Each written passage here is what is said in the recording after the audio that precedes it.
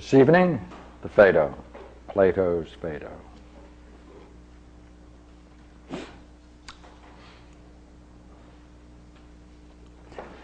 Of all the dialogues, this is the dialogue that has created the most difficulty for a community of scholars to deal with than all the other dialogues. I presented two papers, one at a college and a major thesis I presented. It caused so much disturbance there that I won't finish the story. The next time was at an international conference on Plato, second annual conference, and I gave a paper on the Phaedo, and I was urged by one of the speakers there to forward it to a major journal, and they held it and they held it, and finally they sent back a rejection. And I asked, of course, why it was rejected. And so I have a warning I must give you.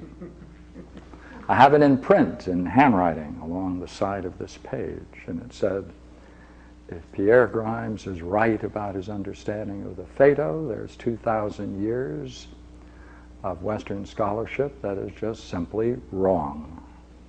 So let me give you a view. Now, I've warned you. This is the heretical side of wisdom.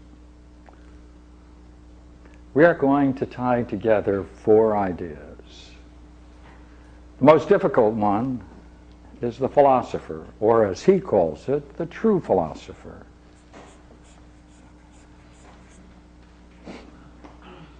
Death, wisdom, immortality.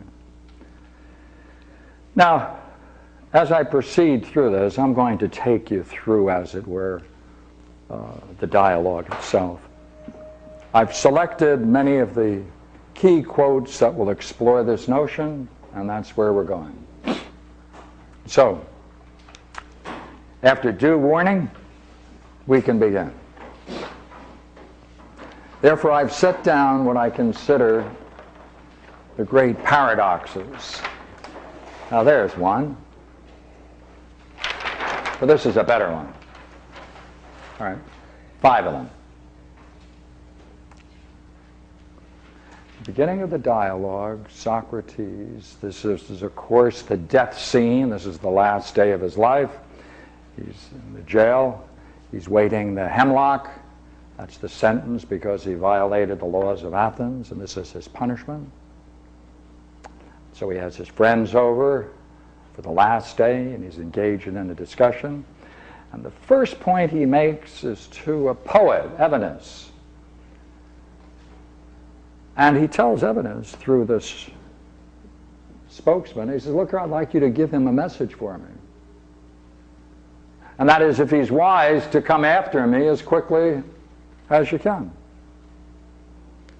Well, everyone's upset at that thought. I mean, what a nice greeting and what a nice thing to say to someone. Drop dead. Come after me as quickly as you can. That's going to be his death scene. Now, we have to make sense of this. In what way does Socrates mean that? If you're wise, axi, notion of wisdom, if wisdom is playing a role in your psyche, then you better come after me as quickly as you can, for that is wise. And he adds to it, and he says, so will every man who has any worthy interest in philosophy. And at this point, he's going to separate philosophy, the every day of thinking of it, to his, or the true philosophy. So, if you have an interest in philosophy, the next time you meet another philosopher, just say, drop dead. And their response should be, I'm trying. And we have to make sense of that joke. He says the reason why anyone has a worthy interest in philosophy should follow me as fast or as quickly as possible is because when dead, we know the dead attain the greatest blessings. Who? Those who have a worthy interest in philosophy. Another paradox. So there are 5. Then he pulls it together and he says, look here, it's really essential that you understand that this idea of death is not understood. And of course, 2 of the people in the dialogue don't understand it, thank goodness, so he has to explain it. So this is his statement. He calls them the many. The many. The many. They do not know in what way, I wrote it in twice, right? In what way the real philosophers desire death, and they don't know in what way they deserve death, and they don't know what kind of death it is. So at the end of this, we should go back and see whether now we can understand why real or true philosophers desire death, deserve it, and then we have to figure out what kind of death it is. Now look here. Isn't that curious? Because normally people think there's only one kind of death. They say, no. We have to know what kind of death. Therefore, there has to be several different concepts or ideas of death. Therefore, he then takes a bold statement to make it clear for the rest of the dialogue what he means by death. And death is, that's where he puts it, death is the separation of the soul from the body, right? And here in this beautiful picture, right? Here lies, and here are some daisies being pushed up.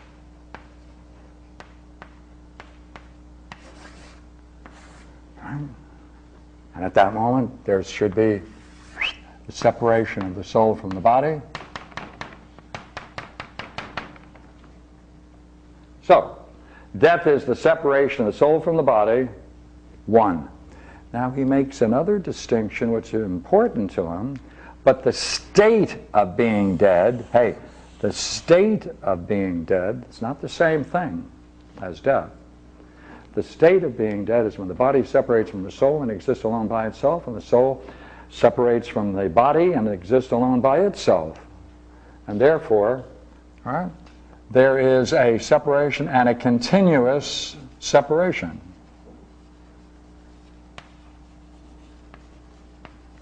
Each alone by itself. Each alone by itself. Each alone by itself. That, therefore, is the state of being dead. All right, that's much different than death. That's the state of being dead.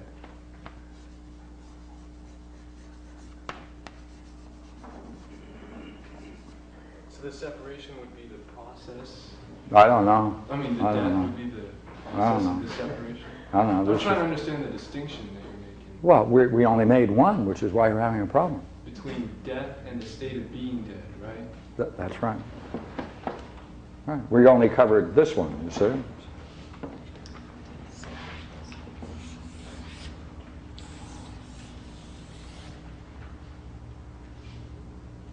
So you should be puzzled, both what's being said and the difference between the two. Yeah, you should be puzzled. Therefore, you should have the paragraphs. Thank you. You've got the paragraph. Right? So we've achieved the first level of meaning. Now, go back. What do we have to find? 1, why anyone who is wise will go as fast as they can, as quickly as they can after Socrates. Right? And so will any man who has a worthy interest in philosophy. And what can be expected? When dead, they'll attain the greatest blessings. Right? And this is something the many do not know. 1, 2, 3. Desire, deserve, and kind. Right? Keep them together? Right, that's right. Desire, deserve, and what kind of death it is. All right, now let's see whether we can unpack the paradox. And it's a lovely one. Now all of these, if you have an interest in it, later I can give you the page citings. All of the material I'm putting up today, as I always do, comes out of the text. These are all quotes from the text. So first, says, look here, there's a separation. Now we're taking the second, right? Pardon me, the first one on that. This is number 2. The first is the separation.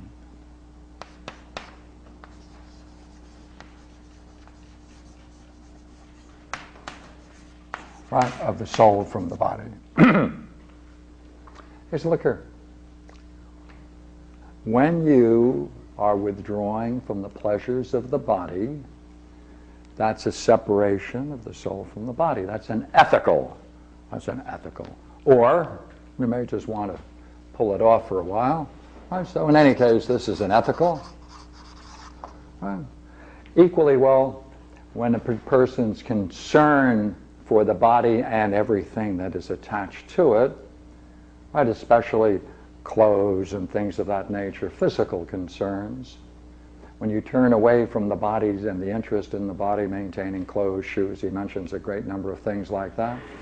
That's not necessarily ethical as much as it is withdrawing from all the things that one desires for the body. So that's a kind of death. That's a separation of the interest of the soul from the body.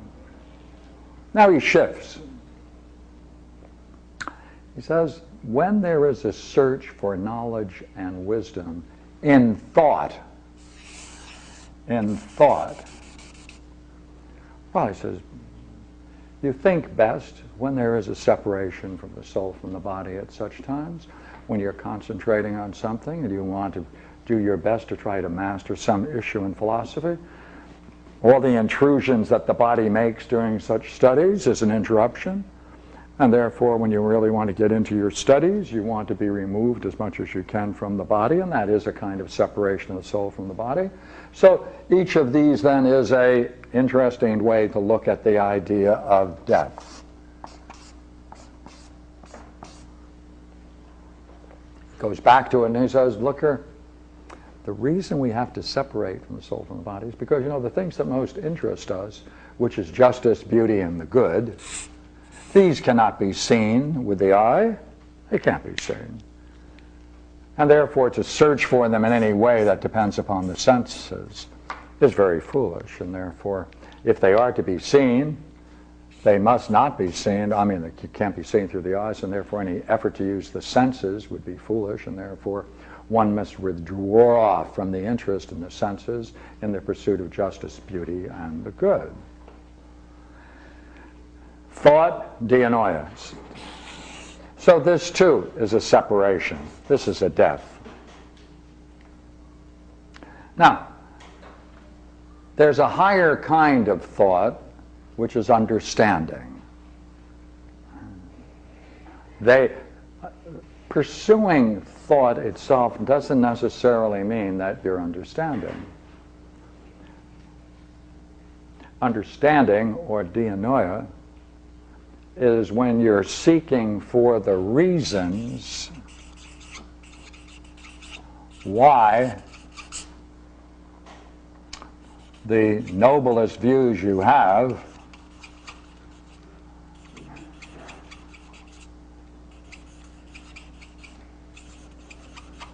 of beauty, justice, and the good are indeed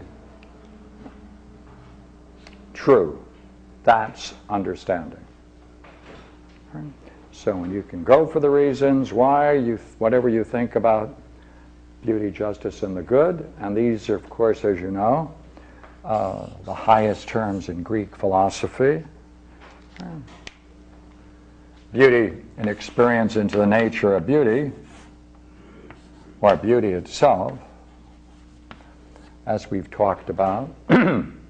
Beauty in itself, by itself, with itself, in itself, by itself. That means it's unmixed, pure.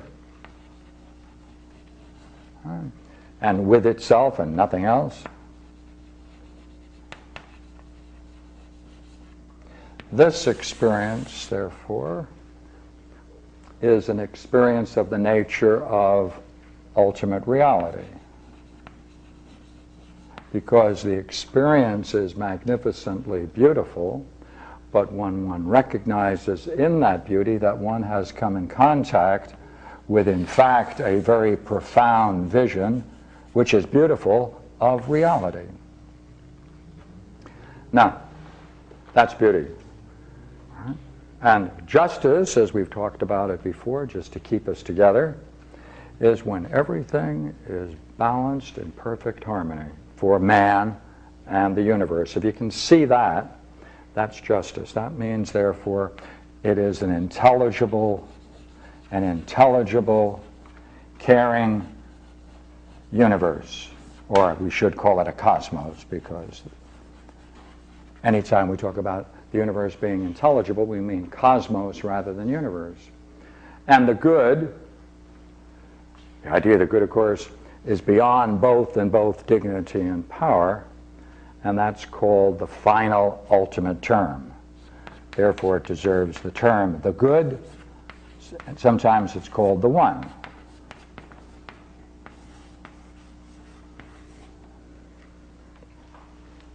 So, when one now is wanting to understand why these things can be said about beauty, about reality, about justice being the intelligible, caring cosmos, and why therefore everything fits together into a harmony, if one can understand the reasons for that and understand why the idea of the highest term is the good or the one, if you can put that reasons into that, that's dianoia, that's understanding. Right? That's dianoia. Okay. It's so different from what we mean by understanding that I don't mean to be pedantic in any way, but I do think that it's worthwhile preserving the Greek word for it. Dia is through noia nous. It's through the highest part of the mind. Well then, look here. If that's the case, then it may be that if the only way you can reach that is a final separation of the soul from the body, then you must probably then wait until you drop dead, and then at this moment perhaps you can then catch a vision of it. Or maybe it can't be acquired at all. Or it can only be acquired when you drop dead. This is his conclusion. So let's take a look what he means by dead and the condition for it now.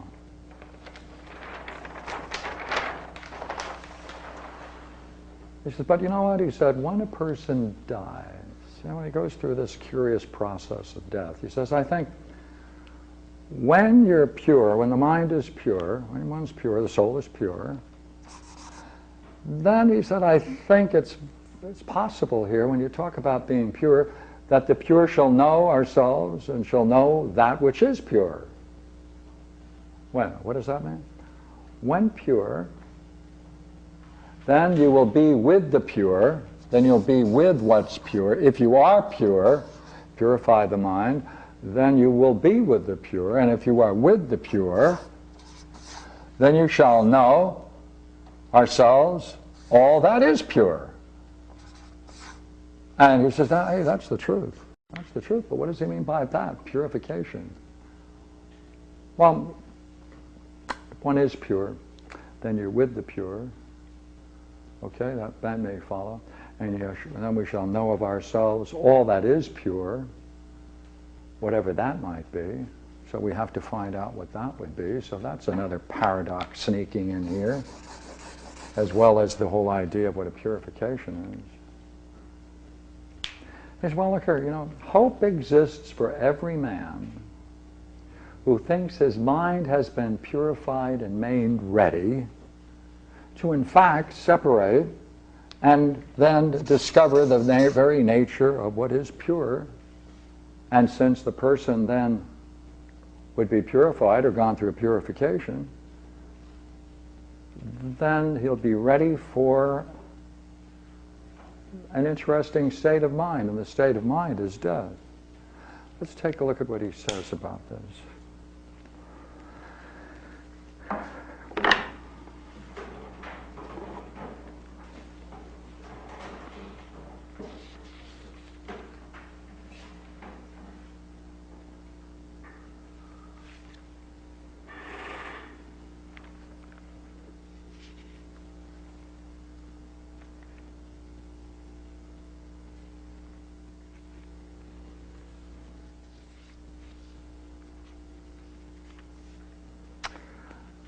All right, now I'm going to read and draw because I'm very good at drawing, as you can tell. I've studied anatomy at length, as you can see in this nude figure here.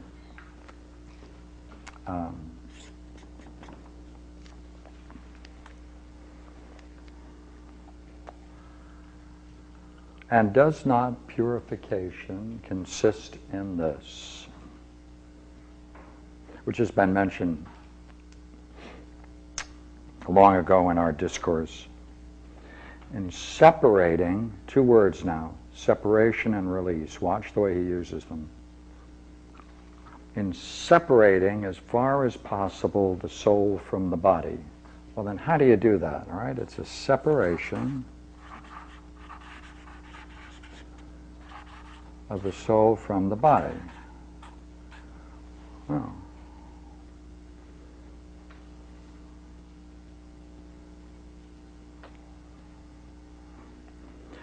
and does not purification consist in this, which has been mentioned long ago in our discourse, in separating as far as possible the soul from the body, and teaching, here we come now, and teaching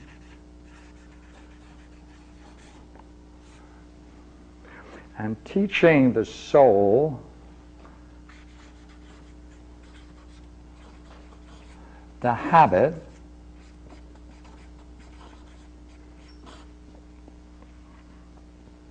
of collecting and bringing itself together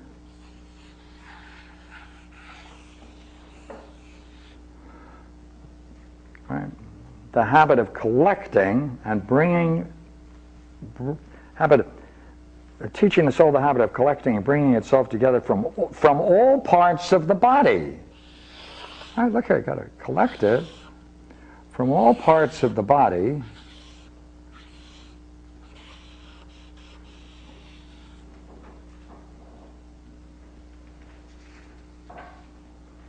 And living so far as it can,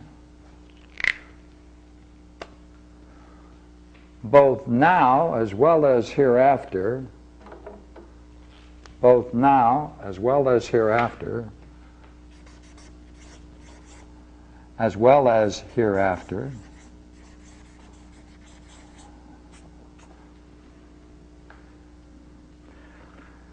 alone by itself freed from the body as if from fetters.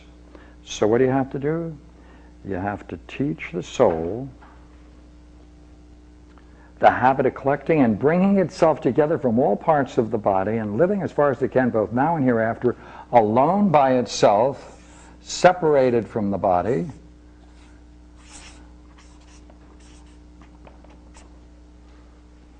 both now as well as hereafter. This is what we call death. This is what we call death, is it not? A release, you're releasing it, and you're separating it from the body. And we hold true philosophers, and they alone are always most eager to release the soul. And just this, the release and the separation of the soul from the body, is their study, is it not? This is the object of philosophy. This is philosophy. This is philosophy.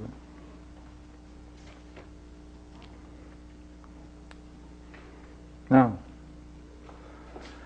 that's really an interesting position, you see, because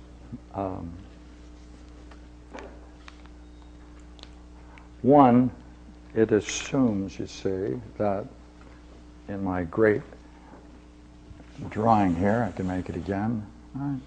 The assumption is, you see, that the soul is a living, it is a living, vital, matter of fact, soul in the Greek and Homer, soul and breath are the same. You know, your breath, your vitality, that's your soul. And it permeates the body.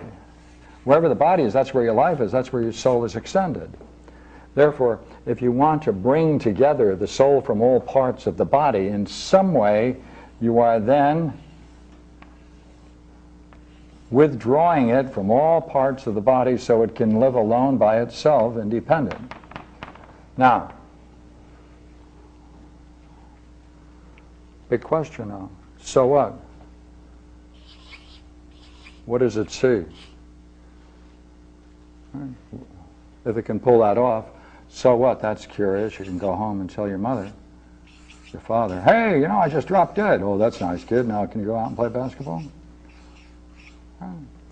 So then the question is, when separated from the soul from the body, what is it that is encountered? All right? What is it that is encountered? What is it that's encountered, and how does that relate to philosophy?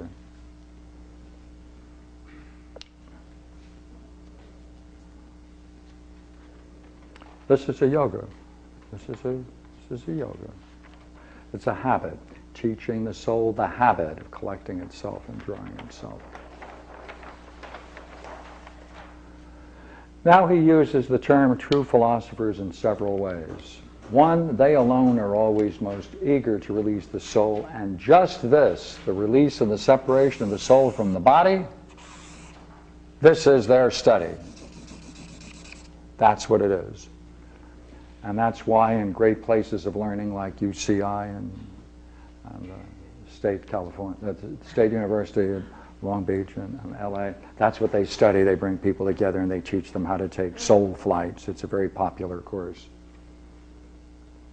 Next, true philosophers practice dying processing, dying. And death, the separation, is less terrible to them to any other man. For true philosophers, they will find pure wisdom nowhere else but in this other world, which is possible to experience both now and hereafter. So, what I need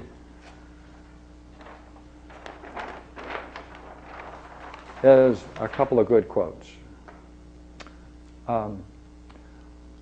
We need to see what it's like when it departs, what it encounters, and how that is related to philosophy. That's one of our primary goals. All right, that's what we want to see, what it encounters. We have to tie it in with wisdom.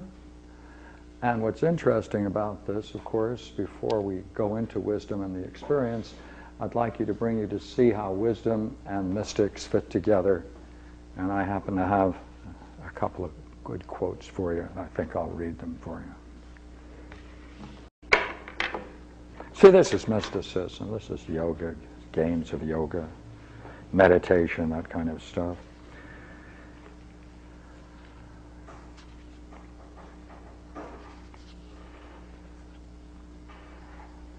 Now he's going to take an interesting jump here, and it's on this point with wisdom. Right? Now he's going to touch on something. He doesn't deal with it too much in this dialogue. He touches on it.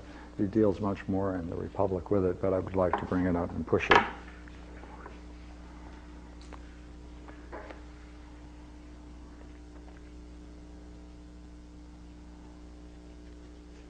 Now he's talking about the virtues, and he says, my dear Simmias, I suspect this is not the right way to purchase virtue by exchanging pleasures for pleasures and pains for pains and fear for fear, greater for less as if they were coins. But the only right coinage for which all these things must be exchanged, and by means of and with which all these things are bought and sold, is wisdom.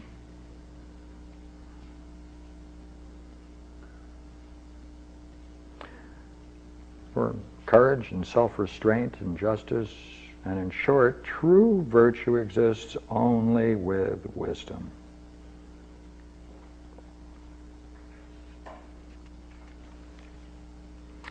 I'm skipping a little bit.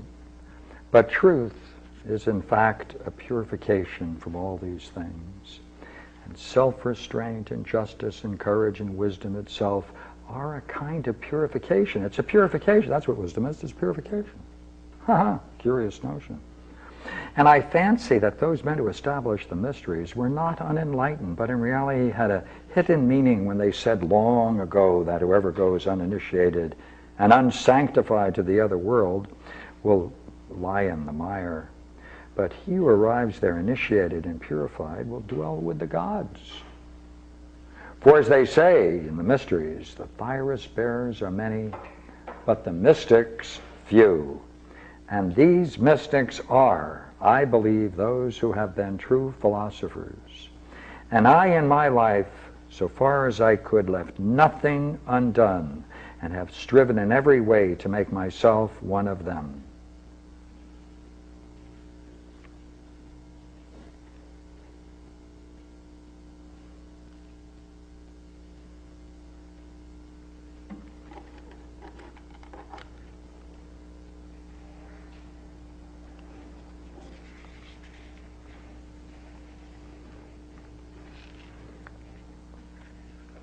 Well, now we want to go back. All right. So wisdom is a purification. Wisdom is a purification. He calls himself a mystic. He said he's left nothing undone in his efforts to try to become them and to match them, and that's what a true philosopher is.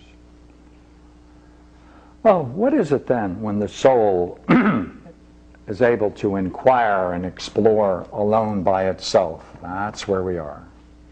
That's what we need. So, let's take a look.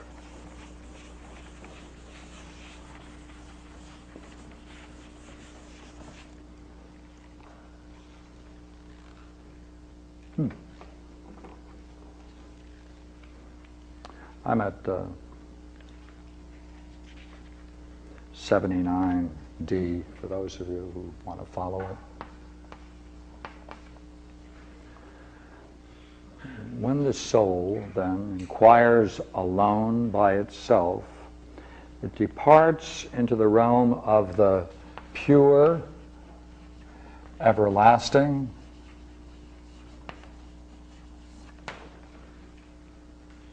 the immortal and the changeless,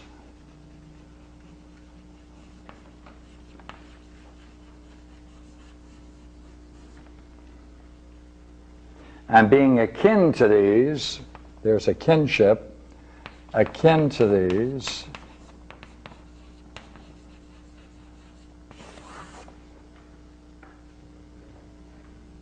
it dwells always with them whenever it is by itself and is not hindered. And it has rest from its wanderings and remains always the same, then it remains always the same.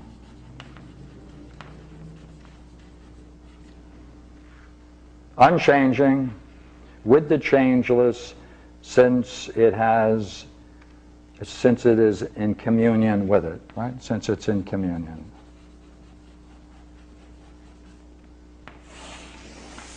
Therefore, it's participating in it. This state of the soul,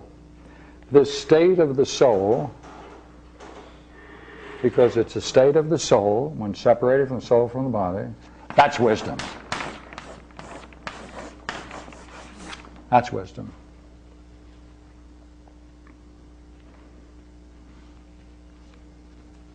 That's wisdom.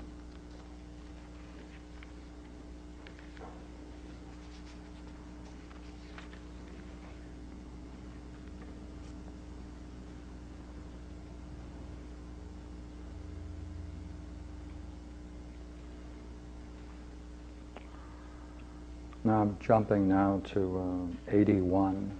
This is 79. This is 81. 81A.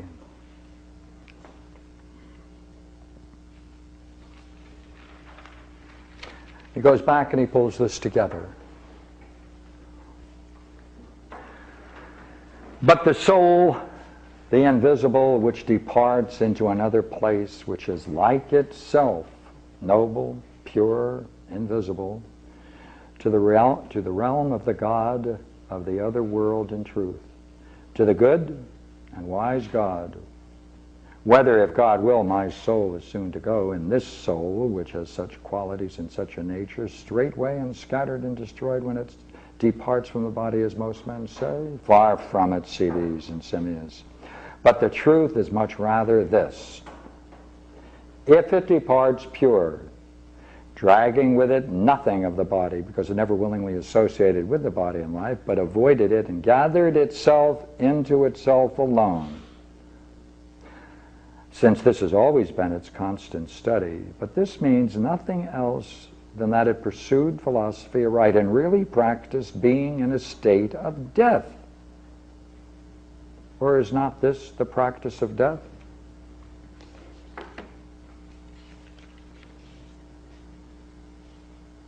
Well, then, if it's in such a condition, right, it goes away into that which is like itself, into the invisible, divine, immortal, and wise. And when it arrives there, it is happy and freed from the error and folly and fear and the fierce loves of all the other human ills, and lives in truth through all, right, through all after time with the gods. Then, if it is in such a condition, it goes away into that which is like itself, into the invisible, divine, and immortal.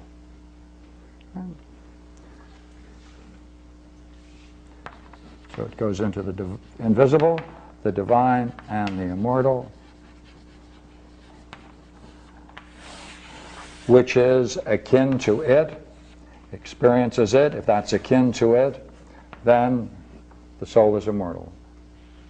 And through such experiences can reach that realm, which in the Greek world is the realm of the God, the realm of the divine, and the immortal.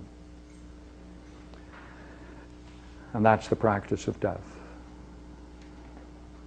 So,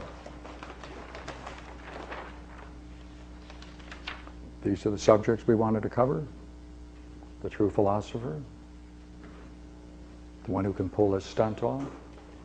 If he's able to pull that activity off, that practice, that's the experience of death. What he encounters, that's called wisdom. And experiencing that wisdom is nothing other than experiencing the divine and the immortal. And therefore, if the soul is akin to that, it therefore can partake in that way of immortality. Back now to our paradoxes.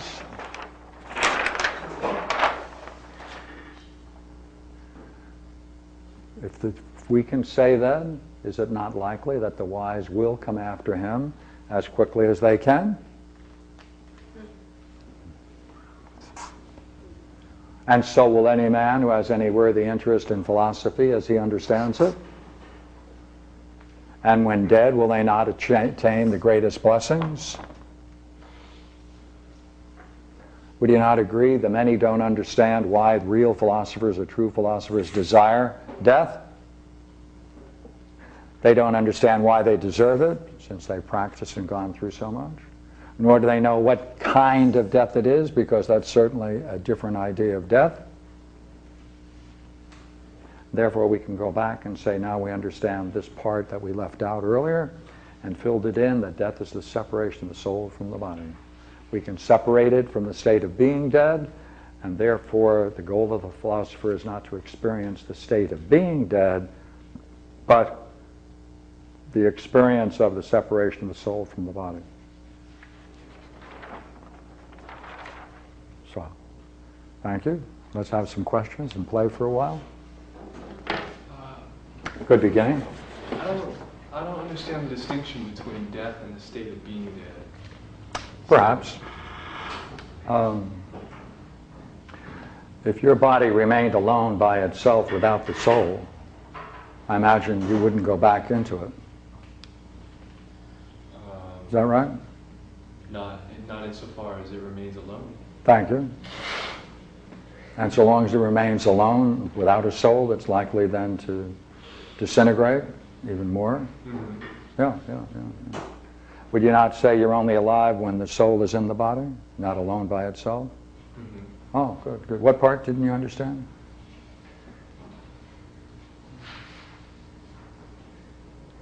Well, aren't they the same thing? If you're asking me, of course, I'll say no. You don't want to ask me that. You want to see whether you can preserve what difficulty you have in seeing the difference. Let's do it together. Go ahead.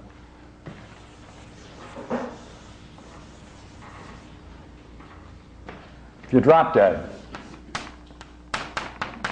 right? Would you agree there's said to be a separation? And then this is alone by itself?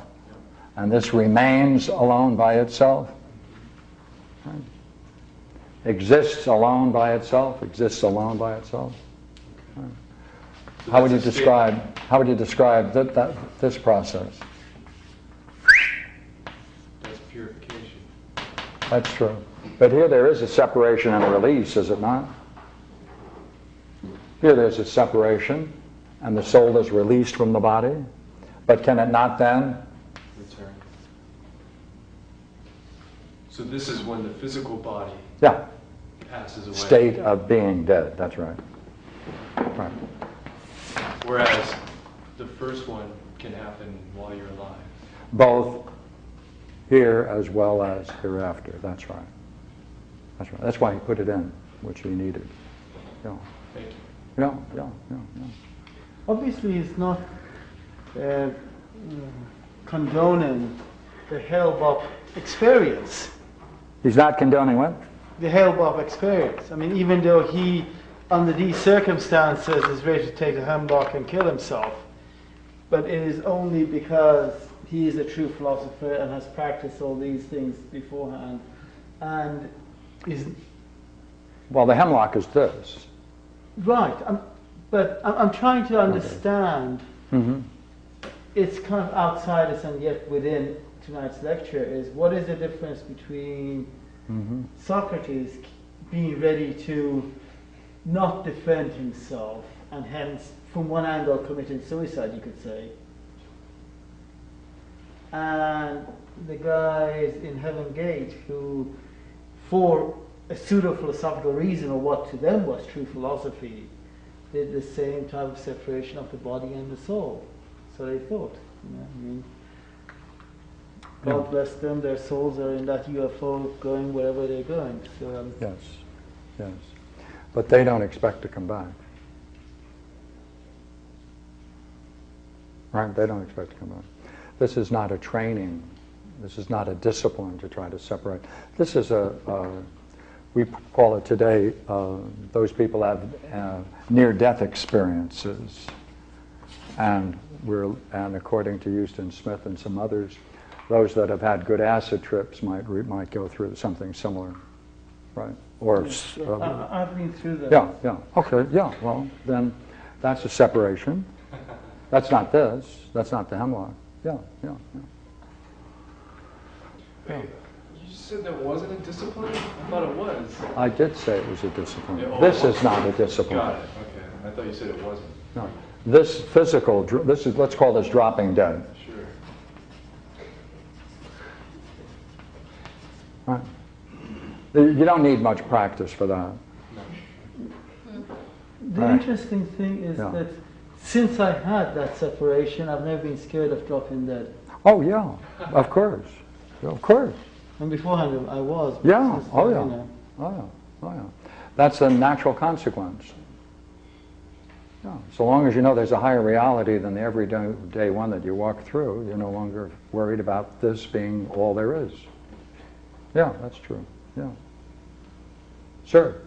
How does this dialogue relate chronologically to the symposium? I haven't got the faintest idea. In terms of which one was written first and second? Well, I know this one was probably one of the last. I was just wondering if it's 2 weeks, Yeah, okay. 10 years, 30 years. Yeah. I have never paid any attention to it. I know there are many arguments that try to date the early, the middle, and the late dialogues. The reason I'm trying to date it is, Yeah, the point might be better. Yeah. the point is, I would expect a dialogue like this to come from Diotima, not Socrates, based on the symposium. Unless this was separated. Theoretically, this comes after. That's right, because in the symposium, there's no evidence that Socrates ever experienced it. That's right. But here he's talking first person a lot. Yeah, it's quite true. That's the way I like it. Whether historically it can be defined first, second, or third. Theoretically, this should It'd be come. a nice thing to know. Yeah, yeah, What the time span is. yeah, Just interesting. yeah, Curious. yeah. Yeah, good, good, good, good. 1, 2, yeah, sir. In the Christian tradition, there's, I think, reference made to this a number of times. One of them, for example, is it's at the end of a prayer called the Prayer of St. Francis. Mm-hmm. And the closing lines are something like, it is through forgiving that one is forgiven. Mm-hmm. It is through dying that one attains everlasting eternal life. Yeah, yeah. And also Yeah. in the Bible, there's various quotes and so forth about dying. Do you see that as a parallel to this?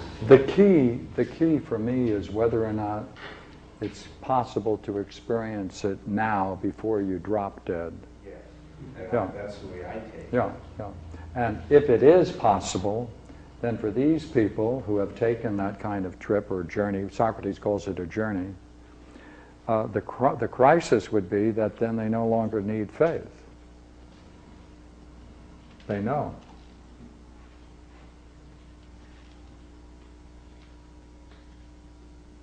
Right? They don't have to then believe that there's this or that. They've experienced it. Right? That's it. So it would, I think that's true, by the way. I think Meister Eckhart could be cited among that group. And of course, at different times in Church's history, those people had difficulties with the orthodoxy, including St. Francis. But I think it's, just to make sure, that I think this kind of experience is transcultural, and transcultural also in the sense of being over time as well. And it is not the exclusive property of any particular group. Though some civilizations or cultures explore it in more and more detail than others necessarily. Like I think in the Tibetan you get this much, much, much stronger and much more detailed. You get it clearly, much more clearly in Plotinus than you get. So Plato and Plotinus are strong. Yeah, yeah. Yes? When you raise your hand to your lips, you're called on twice. Yes? If we look at it from the near-death experience in Kubler-Ross, Mm-hmm. Yeah, Kubler-Ross.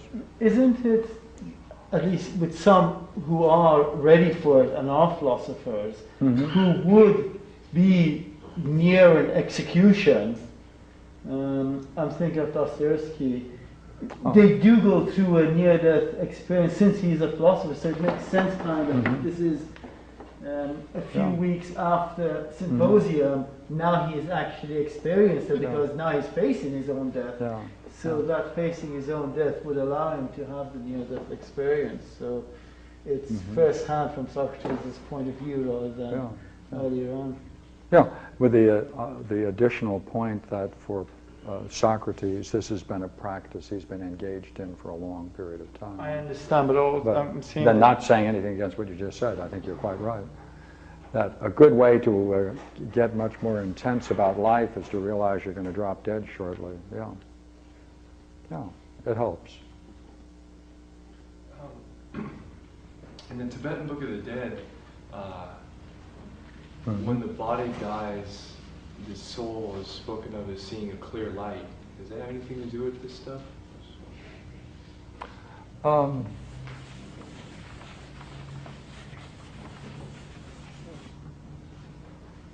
In the Tibetan Book of the Dead,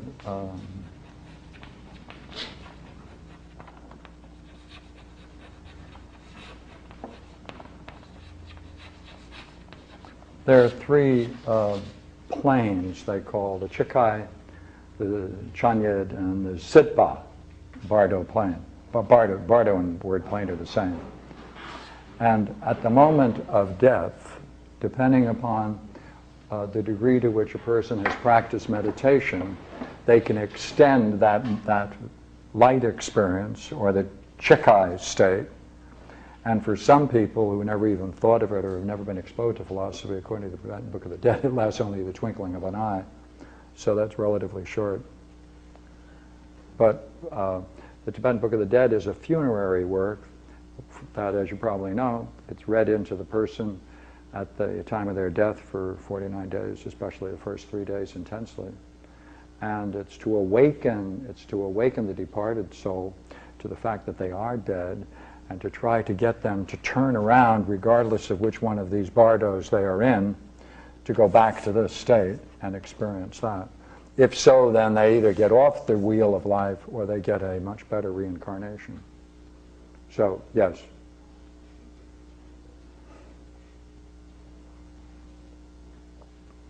Does he talk about what one is to do after experiencing this and being back in the world, the other part of this cycle?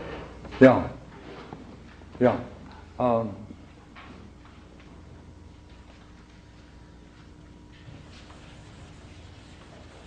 The clearest exploration of that, if you can take what we're describing here as analogous to the allegory of the cave in the upper world, and if you take this highest experience of wisdom to be equivalent to seeing the nature of the sun in its own place in the upper world, and freed from the false beliefs about the nature of the self and reality, if you take that to be analogous, then I can suggest something. So if you accept that idea, the allegory of the cave is really the allegory of the cave and the upper world. Because once this is seen, then, according to the allegory of the cave and the upper world, he must then descend once more. Only this time, he voluntarily goes into that world, and he must take his place among the prisoners and play out his role of teacher. And that's the second part of the allegory of the cave in the upper world. It's a magnificent allegory. It runs for some 12 full pages. And if you're interested in that, the most interesting thing about it is his evaluation of what it is like to be here. And he says, when the philosopher returns to that, he then quotes Homer. And when Odysseus was in the land of the dead, he meets Achilles, and he says to Achilles, what's it like? And Achilles says, I would much prefer to be the poorest slave to a landless master than be master of all the dead that lie here. Well, that's the quote that Socrates uses to describe the state of mind of the philosopher having to return into the underworld. If it was, he would rather be there, but he takes this on as a duty. But he makes an interesting statement about it. He says that's a duty only if society and the state in any way contributed to his development and nurture. So it's conditional. So this is a kind of a bodhisattva image out of Buddhism. But if the only condition of the bodhisattva image here is if in some way the state helped and supplied you with some principles of your own growth and nurture, in which case it's a payback. But if not, not. Is it possible to get there without the state somehow helping? Oh yeah. Oh yeah. Yeah, my Uncle Louis. Yeah. Only trouble with my Uncle Louis was he was also known for lying. And so we couldn't tell when he was young. But Burke, the great work on cosmic consciousness, he came to that experience. He was reading poetry one night with some friends, and he walked away. I walked down the street in a rather good state, and bammo, he got a full enlightenment experience, knocked him out. Right? So it is possible to enter into this state of wisdom without yoga, without all of this, depending upon unknown factors. But that poem was written by somebody else, so the state had helped towards... Oh, does the state help? No, I'm asking, is it you said it's your duty to return. Yes, if the state. Only if the state helped. And I'm saying I don't think it's possible, since we all learn from other human beings. Oh, I see what you mean. I don't We think- are in a state helping one another. Yeah, But it's the- impossible, you know. yeah, I mean, yeah. But this the guy example- had a Yeah. piece of poetry. There's something which is Okay. going to That- take you out of Okay, the then, cave. okay, then you would be saying that the society of people he came together helped create the conditions for the, Yeah, I'm the saying that experience, and therefore nobody he. can unshackle Yeah, themselves. yeah, okay, I mean, maybe Buddha or, you know. yeah. Well, that's certainly worth saying, and I wouldn't deny that. Whatever set of conditions have helped produce that itself, you are tied to it, and you should in some way complement. Yeah. But for Plato, he says, if the state didn't help you, forget it. Yeah. Some other people had some spin on it. I knew this guy once, and he worked with some Indians, and they put him up on a mountaintop for like 35 days and messed around with him with very little food and very little water. And they went up top there, and they said, did you see the bird? And the guy says, yeah, the bird went out of my head. Well, they beat him up. And they said, you never let the bird go out of your head. And he did some more work and stuff, and then he came down later, and they, he asked, why don't you let the bird go out of your head? And they said, because if you let the bird go out of your head, you've been doing this for yourself.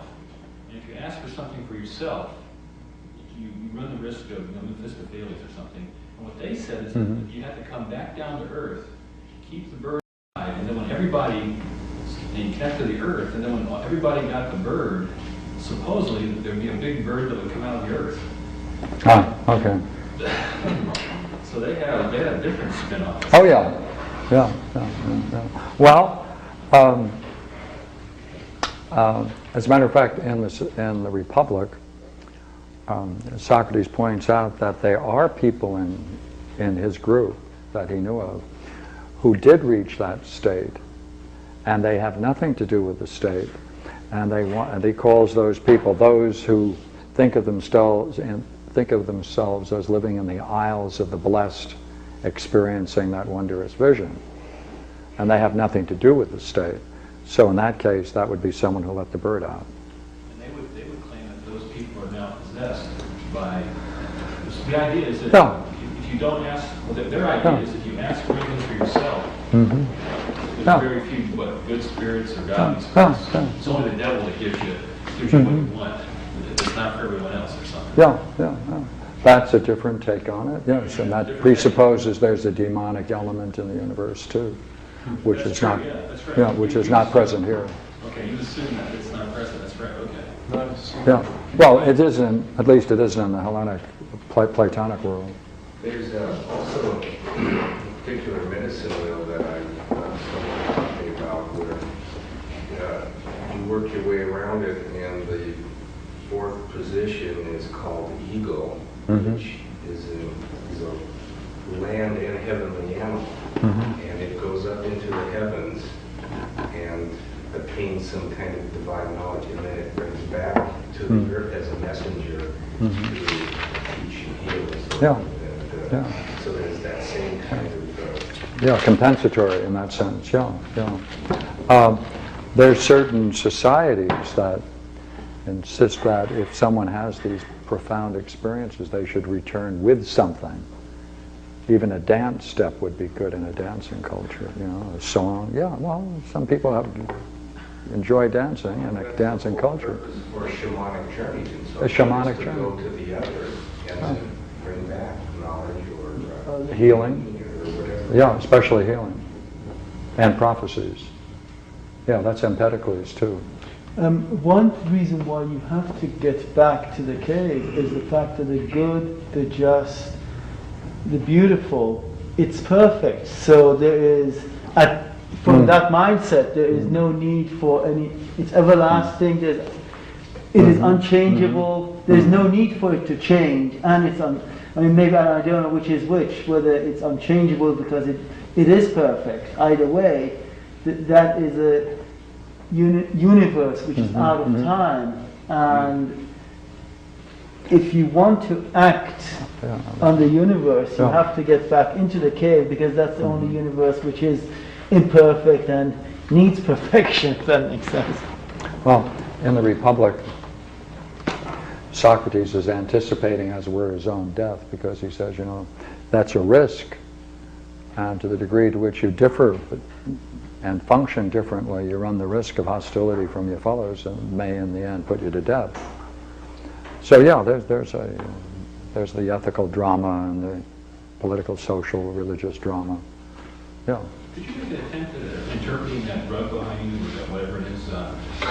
Ever since I've taken your classes, you draw that little spirit, and if you look on the outer periphery of this thing, you see your little spirit diagram with the wings on it in the blue area.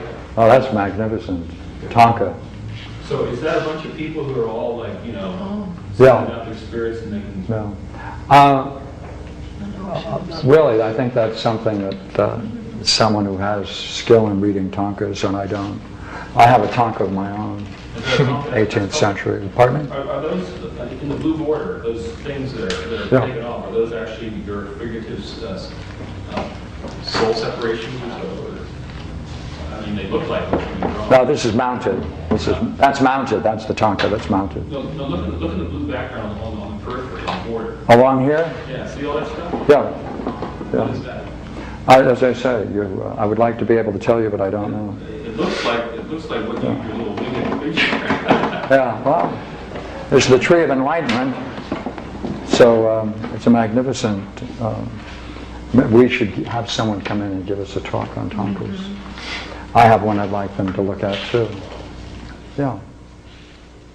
Could you talk about the ramifications of dropping dead without any previous training, philosophical training, and wisdom experience? No, I don't think they're.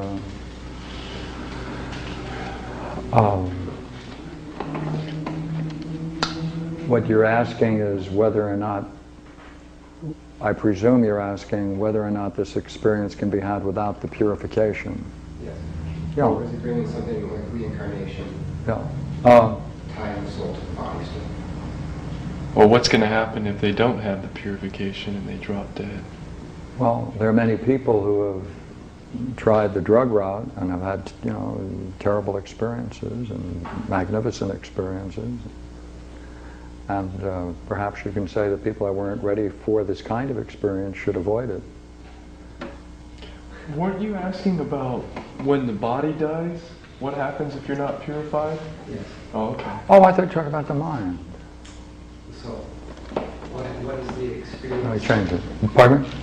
What is the experience Yeah. for the What are separation? ramifications of dropping dead? Okay, physically dropping dead Yeah. without being. Purified. Yeah. Does he get into that at all? Well, according to the Phaedo in the end, there's a whole myth. And in that myth they talk about what it's like for people who do experience dropping dead without the purification. And what they carry with them is their view of reality.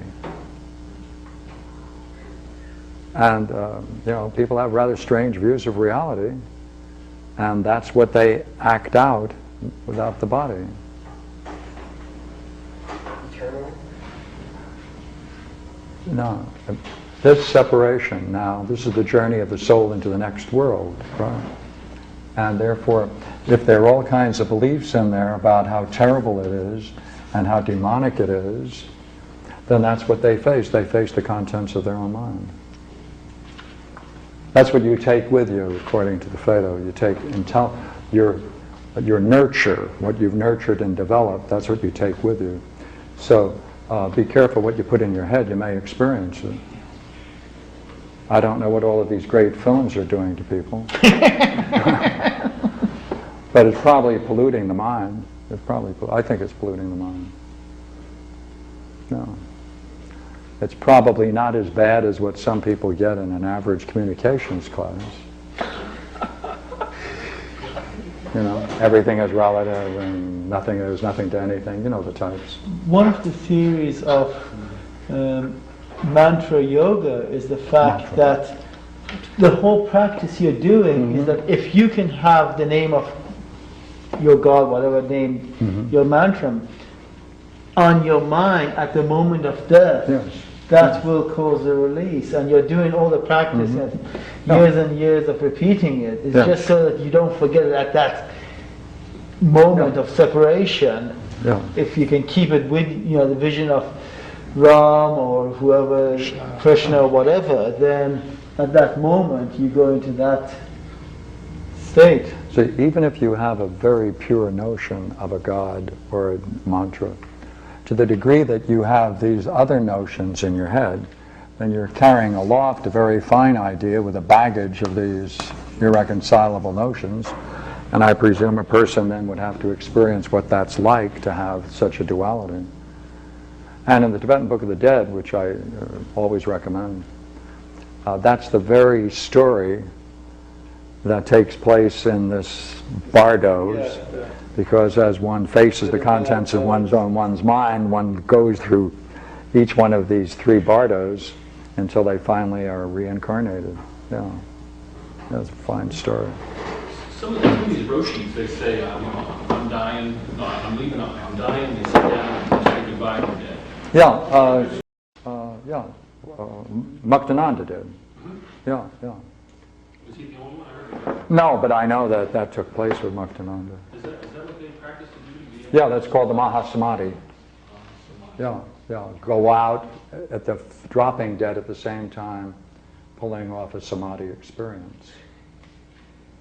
I mean, if you have nothing else to do when you drop dead, go off in a samadhi. As you get into the practice of being a philosopher, for example, I know the Tibetans, they do work also in dream time to discipline the mind or so forth. Is there anything about the practice of becoming a philosopher? Yes. That's the Symposium, the Phaedrus, the Republic, the Parmenides.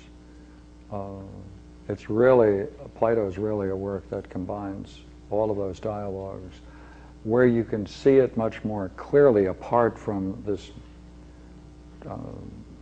magnificent literary form that he uses, and he uses with such skill and artistry, is Plotinus. Plotinus goes into it much more. See, Plotinus has the same metaphysics as Plato, of course. Right? He has the one, or the good, intelligent soul, and his whole writing is to explain that very thing, how to go through what it takes, the disciplines. And Book 4, he has 6. Book 4 deals with the whole process of the soul. And he does much of what Plato does, but he puts in much more details. And also metaphysics. Have time? No, we have time. In the Platonic tradition, there's a split. There's a major split between Plato, Plotinus, and then Iamblichus, who introduces a different stage of thought. And the major difference is precisely on this issue that we're on tonight. See, here's the problem. Let's see if I can give it to you. Let this line represent the stages that the soul goes through until it reaches that point that we were talking about, where it experiences the nature of wisdom.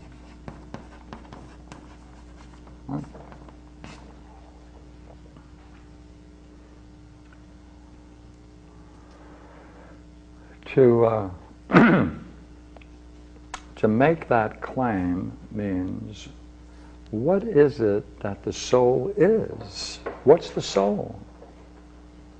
If the soul can experience that directly, in itself, by itself, then what's the difference between the soul and wisdom?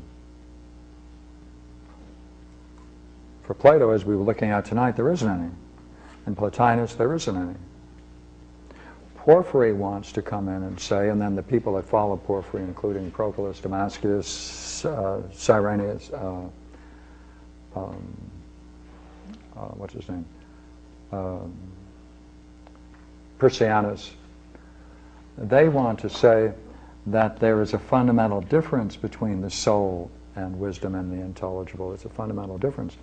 That you can come as close as you please, but you can't make it.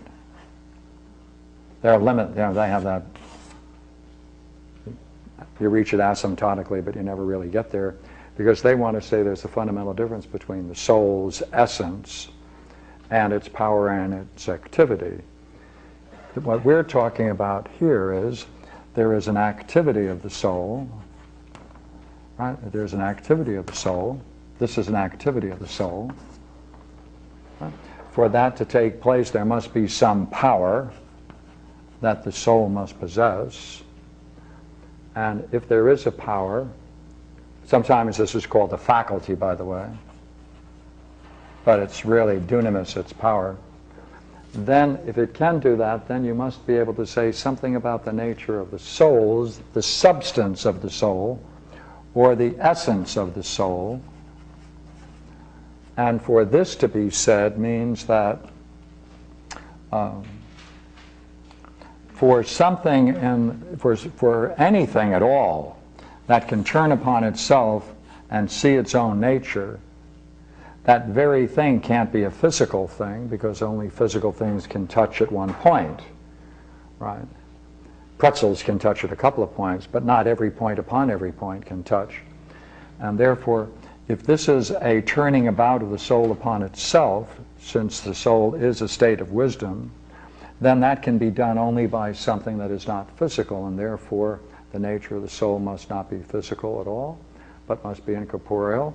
And if it can do that, this ability to turn upon itself is called, its basic nature or being is ousia, or sometimes translated as essence. What does essence mean when used correctly? It means that power in the soul that can turn upon itself to know itself.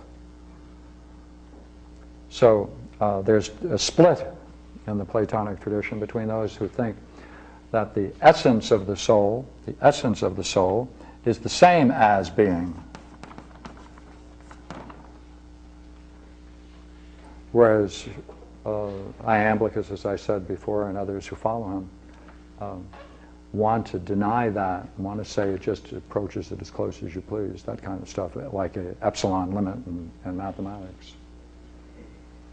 So that's normal. So would you say that Iamblichus and afterwards has a more developed understanding of the soul, or there's it's not that big of a difference? Well, you see, the basic difference is that for people like Iamblichus and Proclus, whenever you make a logical distinction,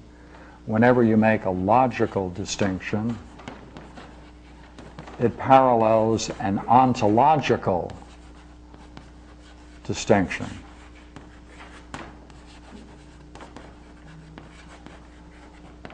So that if I can make these distinctions in thought, well, there must be something in the nature of reality that corresponds to them. So whatever I then experience in the realm of thought, then that must be true about the nature of reality. That's taking logical distinctions as a basis for ontological distinctions. Plotinus, clearly Plotinus is saying, no, look here, that's not that, no. It's what you encounter in your highest experience that you must use as a basis for making distinctions in ontology. Ontology is a fancy word, by the way, excuse me. Ontology is a fancy word for the study of being, ontos from the Greek, right? So the study of being is ontology. So one person is going with thought, confident that with thought you make these distinctions, and these distinctions must mirror ontological distinctions in being. Plotinus is saying, well, I'll tell you, I just had a trip and a journey of the soul separating from the body. It's happened often. Let me tell you what I encountered. And then he makes his distinctions in terms of his experience, not in terms of his thought. even though they both have experience, they both have thought, there's a priority of one over the other in each thinker. So for Proclus, he's here, right? He's here. Though they obviously have a great value to experience, but a much greater regard for experiences in Plotinus and Plato rather than logical. And that separates them. So the best thing to do is to make up your mind to read both.